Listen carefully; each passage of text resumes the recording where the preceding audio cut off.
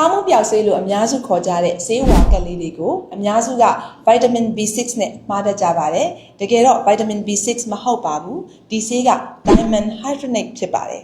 Diamond hydronate ဟာ first generation antihistamine အုပ်စုဝင်ဆေးဖြစ်ပါတယ်။ဒီဆေးကိုဘယ်လိုတောက်ရမှာလဲ။တရက်ကိုဘယ်နှကြိမ်တောက်လို့ရတယ်လဲ။ဘယ်သူတွေတောက်လို့မရဘူးလဲ။ဒီဆေးတောက်တဲ့အခါမှာဘာတွေကိုသတိထားရမှာလဲ။စတဲ့အချက်တွေကိုဒီဗီဒီယိုလေးမှာမျှဝေပေးခြင်းပါတယ်။ကျွန်မကတော့လက်ရည်ဖြိုးဝေပါ pharmacist တူဖြစ်ပါတယ်ရှင်။ Diamond hydronate ကအုံနောက်နဲ့အာယွန်ကြောစနစ်တစ်ခုကိုတွားရောက်ထိန်းညှိပေးတဲ့အတွက်ကြောင့်ခြားခြားလဲမူးဝေတာတွေနဲ့အော့အန်နာတွေကိုတက်တာစေပါတယ်။ဒါကြောင့်မို့လို့ကားမှုပြောက်ဆေးအနေနဲ့အများစုအသုံးပြုကြတာဖြစ်ပါတယ်။ဒါအပြင်ဗလိုက်ကိုလိုမျိုးခြားခြားလဲမူးဝေတာတွေအတွက်လည်းအသုံးပြုကြပါတယ်။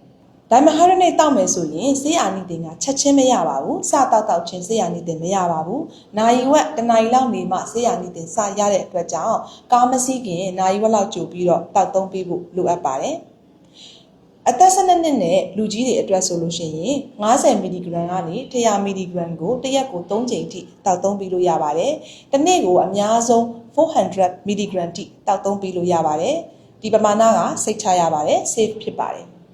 အသက်6နှစ်ကနေ17နှစ်ကလေးတွေဆိုရင်တော့ dose နည်းသွားပါပြီ။25 mg ကနေ50 mg အထိပဲတောက်သုံးပေးရမှာဖြစ်ပါတယ်။တစ်ရက်ကို3ချိန်ပါ။အသက်2နှစ်ကနေ6နှစ်ကလေးတွေမှာကြတော့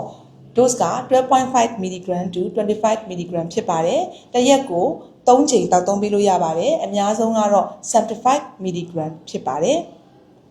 အသက်2နှစ်အောက်ကလေးတွေကိုကားမှုပြောက်တာတွေအော့အန်နာတွေတက်တာစေဖို့ရအတွက် Diamond hydronate သုံးလို့မရပါဘူး။ဒီဆေးတောက်မယ်ဆိုရင်အရေးကြီးတဲ့အချက်ကတော့သူ့ရဲ့ဘေးရွက်ဆိုးကျိုးဖြစ်ပါတယ်။ Diamond hydronate ကအုံနောက်နဲ့အာယွန်ကြောစနစ်ပေါ်မှာတွားရောက်ထိန်းညှိပေးတာဖြစ်တဲ့အတွက်ကြောင့်အိတ်ငိုက်စေပါတယ်။ဒါကြောင့်မို့လို့ကားမောင်းတဲ့သူတွေနောက်ဆက်တွေကို run နေရတဲ့အနေအထားမျိုးတွေမှာဒီဆေးမတောက်သင့်ပါဘူးအန္တရာယ်ရှိပါတယ်အိမ်ငိုက်တဲ့ side effect အပြင်အာကောင်ခြောက်တာတွေနောက်အမြင်ဝေဝါးတာတွေမူးဝေတာတွေလည်းကြုံရနိုင်ပါတယ်အတွေ့ရနေပေမဲ့တချို့တွေမှာကြတော့စီးသွားရခတ်တာတွေရင်တုန်တာမျိုးတွေကြုံရင်ဖြစ်တာမျိုးတွေလည်းရှိတတ်ပါတယ်အသက်65နှစ်နဲ့အထက်လူကြီးတွေတောက်မယ်ဆိုရင်တော့ခုနပြောခဲ့တဲ့ဆေးပမာဏထက်ရှော့ပြီးတော့တောက်ပြီးဖို့လိုအပ်ပါတယ်အရေးကြီးဆုံးနောက်တစ်ချက်ကတော့ဒီ Diamond hydronate ကိုအရက်နဲ့တွဲတောက်လို့မရပါဘူးဒါအပြင်တခြားစိတ်ငြိမ်ဆေးတွေနောက်ဒီအေးဆေးအုပ်စုဝင်တွေနဲ့လည်းတွဲပြီးတော့တောက်လို့မရပါဘူးအသက်ရှူရက်တဲ့အထိအန္တရာယ်ရှိနိုင်ပါတယ်အမိုင်နိုဂလိုက်ကော့ဆိုက်လိုမျိုးအကြားအာရုံကိုထိခိုက်စေနိုင်တဲ့ဘေးရွက်ဆိုးကျိုးရှိတဲ့ဆေးတွေနဲ့လည်းဒီ Diamond hydronate ဆေးကိုတွဲပြီးတော့တောက်လို့မရပါဘူးဒါလို့ဆိုရင်တော့ကားမှုပြောက်ဆေးကိုဘေးကင်းစွာတောက်သုံးတတ်ပြီလို့ယုံကြည်ပါတယ်ကျေးဇူးအများကြီးတင်ပါတယ်ရှင်